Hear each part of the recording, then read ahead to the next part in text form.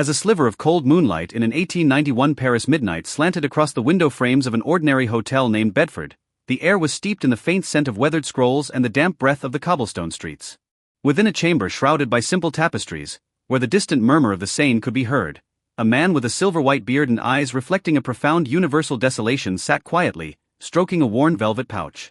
He was not calculating the vast imperial estates that once belonged to him. Instead, within the sanctuary of his mind, he chewed over the definitions of home found in Greek tragedies.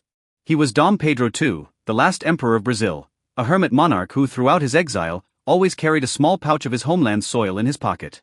This is a chronicle of how nobility confronts the void, and how mercy is transmutated into high dignity. The genesis of Pedro II's life held none of the typical heir's clamor. Instead, it was a bluish-gray foundation woven from absent maternal love and a frigid curriculum within the cavernous shadows of São Cristóvão Palace. As a lonely child abandoned on the throne by his father at the age of 5, he inherited a microcosm ruled by the suppression of nature through the iron weight of responsibility. He eschewed the shallow pleasures offered by court sycophants, turning instead to the embrace of natural sciences, Hebrew and astronomical laws, scrolls that allowed him to measure the very breadth of the soul. This pursuit of a rational order became the first incurable fold in his psyche. He understood that true prosperity was not reclaimed through raw authority, but through a sacred logic grown naturally from an ultimate respect for knowledge and the human spirit. If his early life as an heir was the honing of his will, then the stage of his reign, known as the beacon of the southern hemisphere, was the practical crucible that pushed Pedro's aesthetics of vigilance to its absolute zenith. He decisively channeled imperial wealth into the introduction of telegraphs, railways, and daguerreotype photography, seeking to replace endless oppression with a long-term vision of civil education.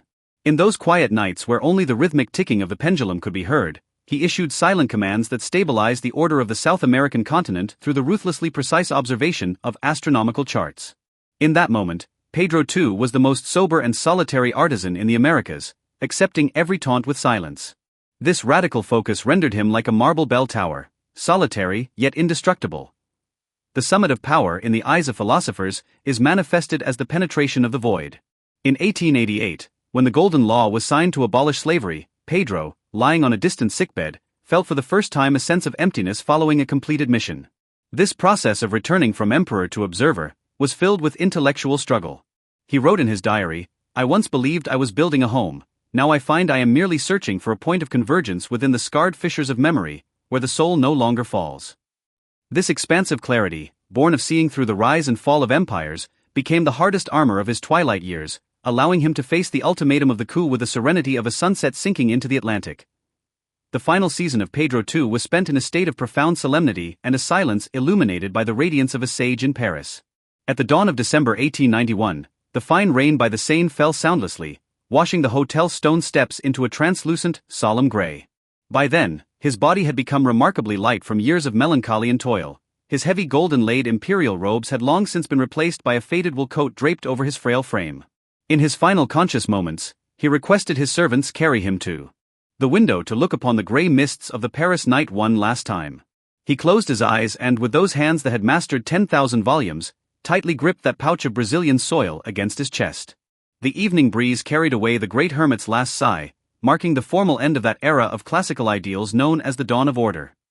Even today, more than a century after his passing, the name of Pedro II remains the sole sanctuary for many a restless seeker in the dead of night. What he left behind was not a triumphal column piercing the heavens, but a spiritual template of self-restraint and civil vigilance. He teaches us that even if the entire world besieges you with fanaticism, even if your ideals are destined for long seasons of solitude, the order within your heart is governed solely by your own perception of truth. He maintained absolute lucidity amidst absolute shadows. Beneath the old sights of Rio, their edges now smoothed by history, he remains in a posture of eternal listening, seemingly still soothing this increasingly anxious and restless world.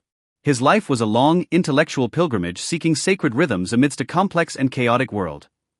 The saga of Pedro II thus draws to a slow close amidst the fading murmur of the tides at the Seine. He was never an opportunist who bartered his intellect for fame. He was merely a weary soul who steadfastly refused to compromise with mediocrity.